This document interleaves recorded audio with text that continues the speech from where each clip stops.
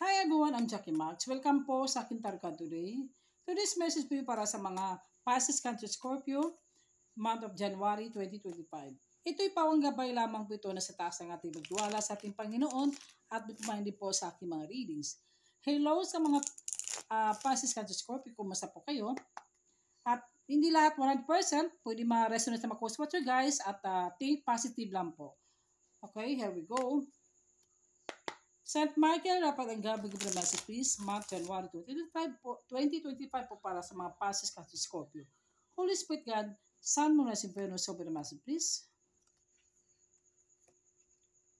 Wow, the Page of Wands, good news, balita, pwede sa love, relationship, career, negosyo, itong person mo, sa company, kung ano man ito ng tawag, biglaan itong tawag guys.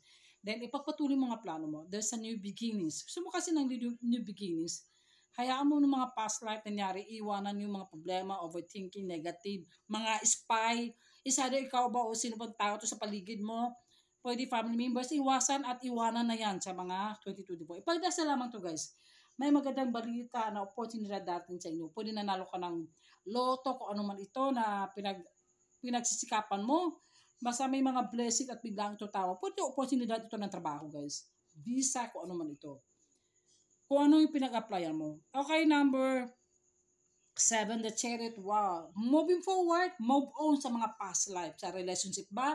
Sa trabaho ba? Sa family ba? May nakaaway ka? Kung ano man ito.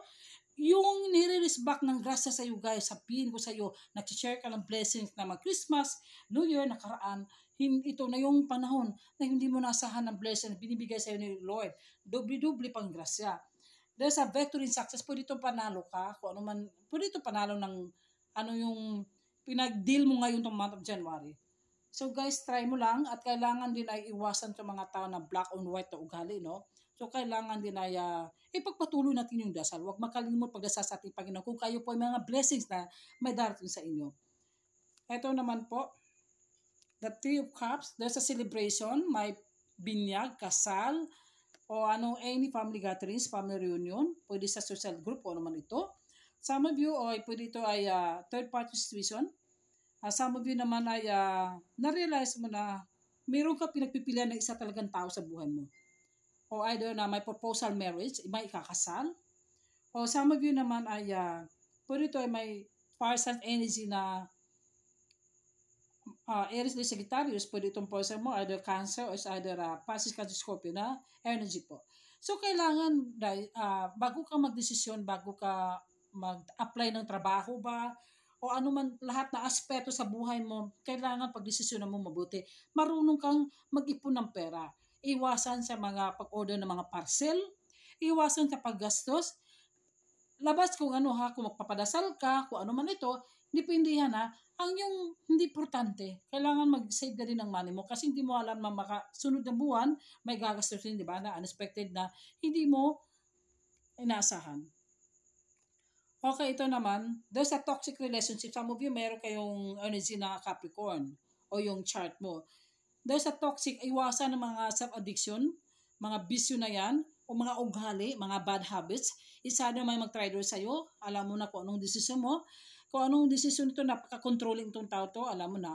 Some of you, ito ay body insult, pero pag ganyan yan, failure yan, pero ganyan yan, okay yan. Ibig sabihin yan, iwasan ang mga ugali. Bawa kung anong mga bad habits mo nakaraan, kailangan ay maging ikaw lang makapagbago sa sarili mo. Iwasan ang pagmamarites, iwasan lahat yan. Yung mga ganyan, kung kayo po ay madasalin, kung kayo po ay gusto magbago ng buhay, no? Yung mga addiction sa computer, games, casino, kung anong parcel na yan, pa-order ka, tapos, alam mo na, di ba? Maubos ang pera, kailangan iwasan mo na yan. Kailangan dandahan kang baguhin yung sarili mo para maganda namang future, present future mo itong month of hindi lang sa January, itong buong taon na po ng 2025 po. Some of you naman ay mahilig sa gala. Some of you naman ay party-party, inom doon, gala-gala doon, di mo iniisip ng value. Morals value. Some values man and woman, pwede sa pera, sa trabaho, ano man ito. Kung may taong tumutulong sa'yo, pinag-alagaan ka, inasikaso ka, hindi mo sa'yo pinahalagaan yung worth niya. Alam mo naman, di ba? Pwede ito sa relationship ka. So, kailangan guys, baguhin itong mga ugali guys. Some of you naman. So, yan lang po at maraming salamat. Some of you, huwag makalimot pagdasa sa ating Panginoon po. Thank you and God bless.